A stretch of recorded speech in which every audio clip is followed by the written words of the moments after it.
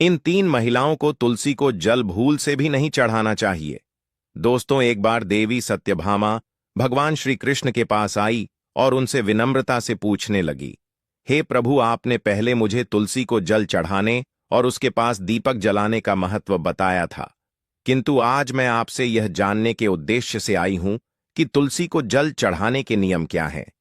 किस प्रकार की महिलाएं तुलसी को जल चढ़ा सकती हैं और कौन सी महिलाएं नहीं चढ़ा सकती। कृपया इस विषय में मेरा मार्गदर्शन करें। भगवान श्री कृष्ण जी ने देवी सत्यभामा के प्रश्न को सराह हुए कहा, हे सत्यभामा, तुमने बहुत ही महत्वपूर्ण प्रश्न पूछा है।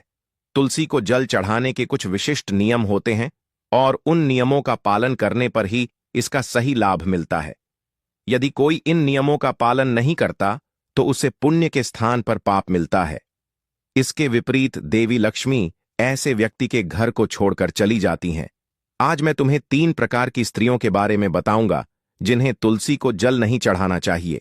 इन स्त्रियों द्वारा तुलसी को जल चढ़ाने से शुभ फल प्राप्त नहीं होता, बल्कि इसके विपरीत उन्हें पाप ही लगता है। किंतु हे देवी, इससे पहले कि मैं तुलसी को जल चढ़ाने के नियम बताऊं, तुम्हें सुनंदा की प्राचीन कथा सुनाता हूं। इस कथा को सुनने से 100 वर्षों तक तुलसी को जल देने का पुण्य प्राप्त होता है और जो इसे सुनता है उसके कष्ट दूर हो जाते हैं। सत्यभामा ने यह सुनकर कहा, हे स्वामी, आपके मुख से इस कथा को सुनना सौभाग्य की बात है। कृपया मुझे इस कथा का पूरा वर्णन करें, मैं इसे बड़े ध्यान से सुनूंगी। फिर भगवान श्री कृष्ण देवी सत्यभामा को सुनंदा की कहानी सुनाने लगे। उन्होंने कहा, हे सत्यभामा, एक समय की बात है। दक्षिण देश में एक बहुत ही सुंदर नगरी थी जिसमें सुदेव नाम का एक विद्वान ब्राह्मण निवास करता था। वह वेदों और शास्त्रों का अझाता था और धार्मिक कर्तव्यों में निपुण था। उसी नगर के पास एक और नगर था जहां ध्यान नाम का एक अन्य विद्वान ब्राह्मण रहता था। ध्यान के पास एक सुंदर गुणवान बेटी थी जिसका नाम सुनंदा था। ध्यान ने अपनी पुत्री को बड़े लाड प्यार से पाला और उसे हर प्रकार की शिक्षा दी। जब सुनंदा विवाह योग्य हो गई तो ध्यान अपनी पत्नी से कहने लगे, अब समय आ गया है कि हमारी बेटी का विवाह कर दिया जाए। ध्यान की पत्नी ने कहा, हे स्वामी, मुझे एक उपयुक्त वर याद आ रहा है। वह एक विद्वान और धार्मिक ब्राह्मण है जिसका नाम सुदेव है। मैं सोचूं कि हमारी पुत्री का विवाह उसी के साथ करा दिया जाए। सुदेव के साथ विवाह कर सुनंदा सुखी जीवन व्यतीत करेगी। ध्यान ने भी सुदेव के बारे में बहुत सुन रखा था, तो उसने अपनी पत्नी की बात मान ली और अगले ही दिन सुदेव के पास विवाह का प्रस्ताव लेकर गए। जब ध्यान सुदेव के घर पहुंचे तो उन्होंने देखा कि सुदेव अपने माता पिता की सेवा में तल्लीन है। सुदेव का यह आदर भाव देख ध्यान बहुत प्रभावित हुए। उन्होंने सुदेव के घर की पवित्रता और सजावट को देखा, जहां तुलसी का पौधा हरे भरे स्वरूप में विराजमान था और घर के भीतर भगवान विष्णु की प्रतिमा रखी थी। यह सब देखकर ध्यान का मन और भी प्रसन्न हो गया और उन्हें विश्वास हो गया कि सुदेव उनकी पुत्री के लिए उपयुक्त वर हैं। तब ध्यान ने सुदेव से कहा, हे विप्र, मैं आज आपके पास अपनी पुत्री का विवाह प्रस्ताव लेकर आया हूं। मैंने आपके समान गुणवान वर कहीं और नहीं देखा। सुदेव के माता पिता यह सुनकर बहुत प्रसन्न हुए और उन्होंने सुदेव को विवाह के लिए मना आया।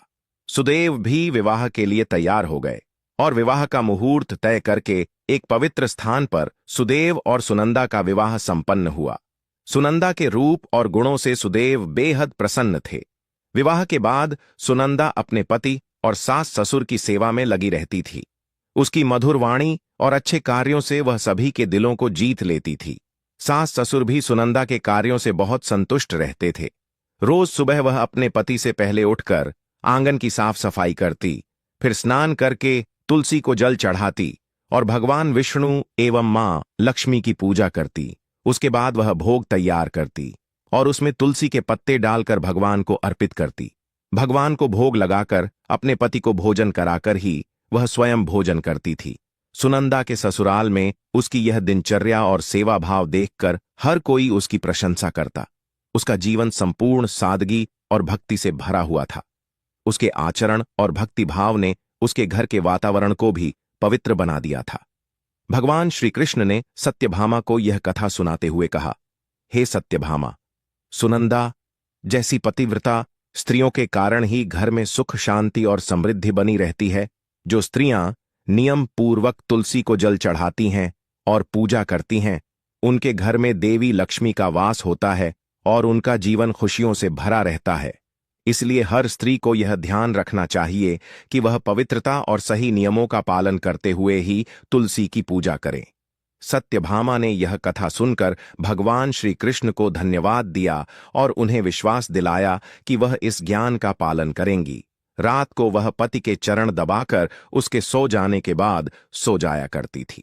सुनंदा के अंदर एक पतिव्रता नारी के सभी लक्षण थे और वह अपने पति को ही परमेश्वर मानकर उनकी सेवा करती थी।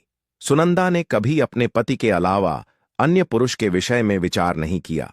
वह सत्य धर्म का पालन करने वाली और धर्म कार्य करने वाली पवित्र स्त्री थी। उसने कभी कोई अशुभ कार्य नहीं किया। सुनंदा के ऐसे सात्विक और सरल स्वभाव को देखकर मां लक्ष्मी उस पर मेहरबान थी। मां लक्ष्मी स्वयं चलकर उसके घर में आकर निवास करने लगी, जिससे सुनंदा के जीवन में सुख समृद्धि और भी अधिक बढ़ गई।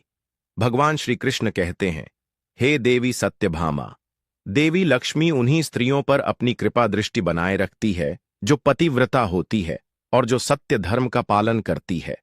सुनंदा के अंदर वे सभी लक्षण थे जो एक श्रेष्ठ पतिव्रता नारी के अंदर होने चाहिए। सुनंदा और उसके जीवन की यह घटना एक गहरी सीख देती है, जहां उसने अनजाने में एक भूल की जिसने उसके पूरे परिवार को संकट में डाल दिया।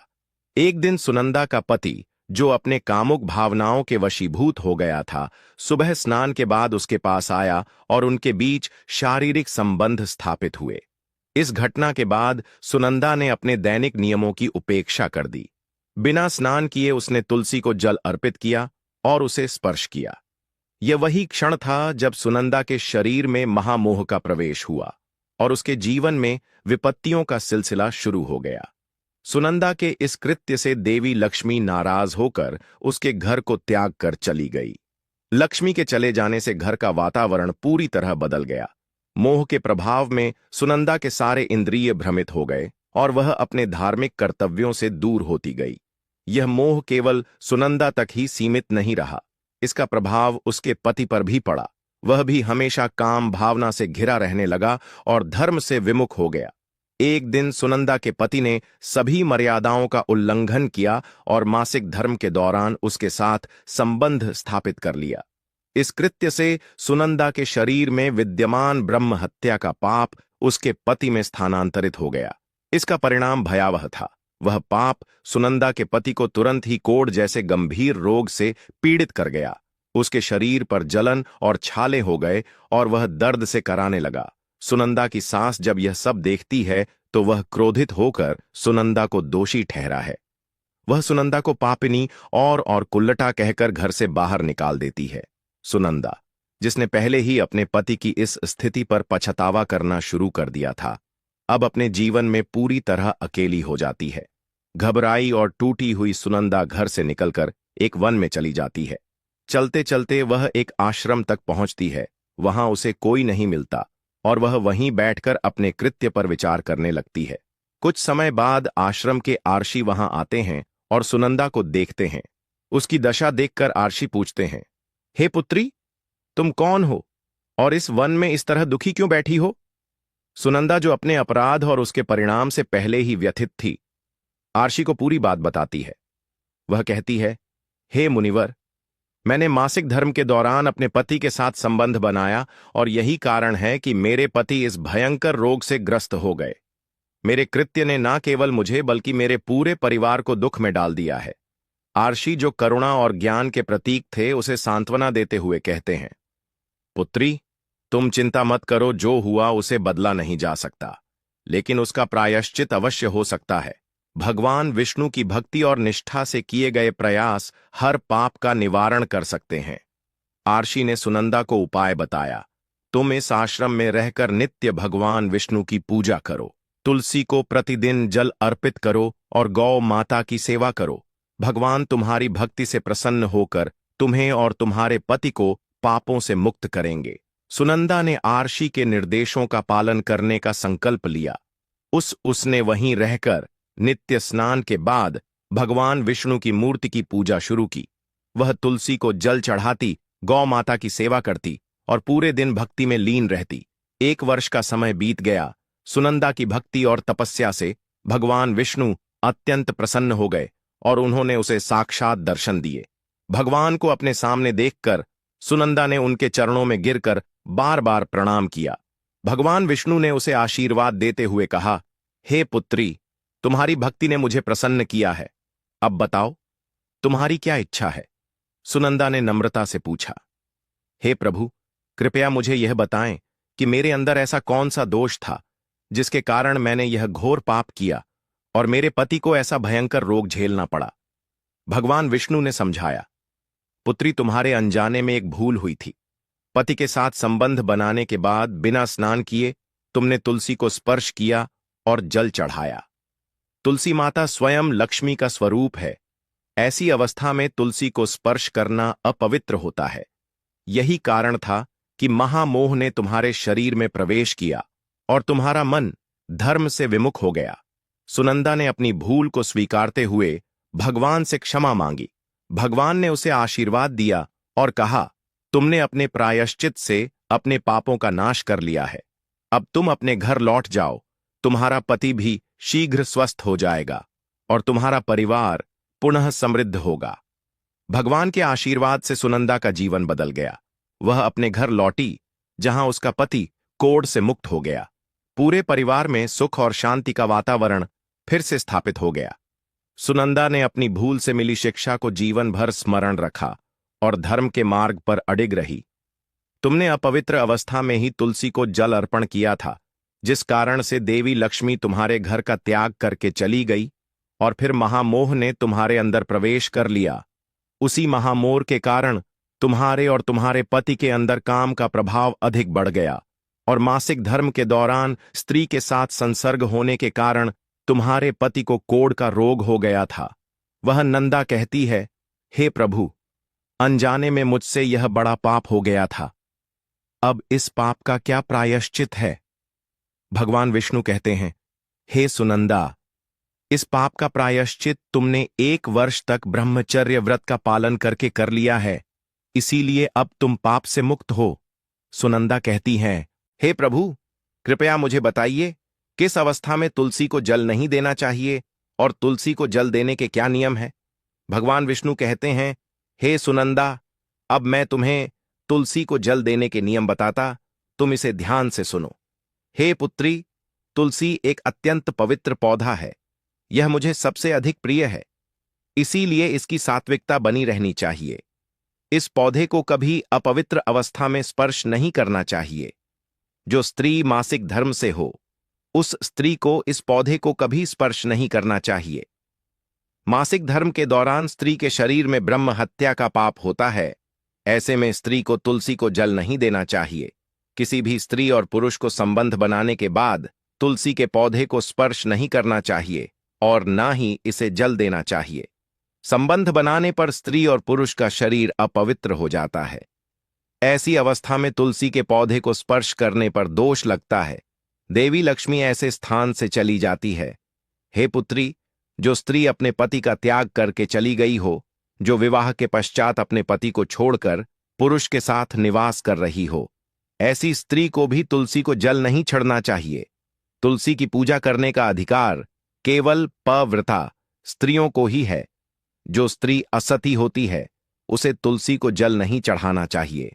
हे सुनंदा, अब मैंने तुम्हें तुलसी को जल देने के संबंध में महत्वपूर्ण नियम बताए हैं, तुम इसे ध्यान में रखो। तब सुनंदा कहती है, हे प्रभु, मेरे पति कोढ़ के रोग से पीड़ित है, कृपा करके मेरे पति को रोग से मुक्त कीजिए। तब भगवान विष्णु कहते हैं, हे सुनंदा, तुमने इस तुलसी के वृक्ष की 1 वर्ष तक पूजा की है। यह अत्यंत पवित्र पौधा है। अब तुम इसके पत्ते ले जाकर अपने पति को खिला दो, वह रोग और पापों से मुक्त हो जाएगा। इतना कहकर भगवान विष्णु अंतर्ध्यान हो जाते हैं। यह सुनकर सुनंदा बहुत प्रसन्न हो जाती है और भगवान विष्णु को बारंबार प्रणाम करके धन्यवाद देती है। फिर सुनंदा उस तुलसी के पौधे के कुछ पत्ते तोड़कर घर पर जाती है और अपने कोढ़ी पति को खिला देती है। तुलसी के पत्ते खाते ही उसका पति एकदम से स्वस्थ हो जाता है और सुनंदा को गले से लगा लेता है। सुनंदा की सांस भी जब यह चमत्कार देखती है तो बड़ी प्रसन्न हो जाती है और फिर वे सभी प्रसन्नता से रहने लगते हैं। भगवान श्री कृष्ण कहते हैं, हे सत्यभामा, इसीलिए इन अवस्थाओं में स्त्रियों को तुलसी को जल नहीं चढ़ा चाहिए और ना ही तुलसी को स्पर्श करना चाहिए, अन्यथा इसके अशुभ परिणाम भोगने पड़ते हैं, जैसा सुनंदा के साथ हुआ था। दोस्तों, अब जानते हैं तुलसी के पौधे से जुड़े महत्वपूर्ण नियम। शास्त्रों के अनुसार सोमवार, बुधवार और रविवार का दिन तुलसी का पौधा लगाने के लिए बहुत शुभ होता है। ग्रहण काल के दौरान तुलसी का पौधा लगाना या उसे छूना बिल्कुल उचित नहीं माना जाता है। इस समय तुलसी अपवित्र मानी जाती है और इसे छूने से नकारात्मक प्रभाव हो सकते हैं। तुलसी का पौधा मिट्टी के गमले में लगाना सबसे उत्तम होता है और इसे घर के मुख्य द्वार के सामने सुंदर गमले में रखना चाहिए।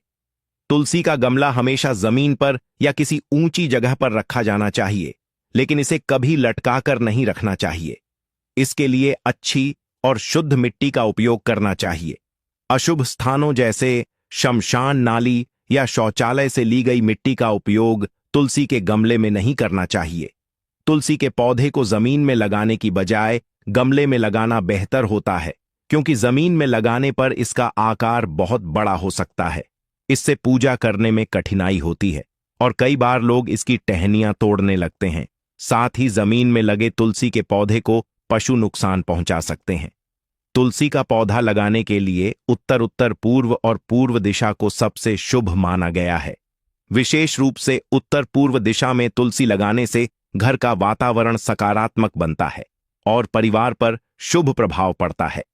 तुलसी का पौधा आग्नेय कोण यानी दक्षिण पूर्व दिशा में नहीं लगाना चाहिए, क्योंकि इस दिशा में यह जल्दी सूख सकता है। तुलसी को कभी भी अंधकार में नहीं रखना चाहिए और शाम के समय इसके पास दीपक जलाना शुभ होता है। इसके अलावा तुलसी को चुनरी और हरे रंग की चूड़ियां बांधना चाहिए। तुलसी को सजीव मानते हुए इसे कभी अकेला नहीं छोड़ना चाहिए।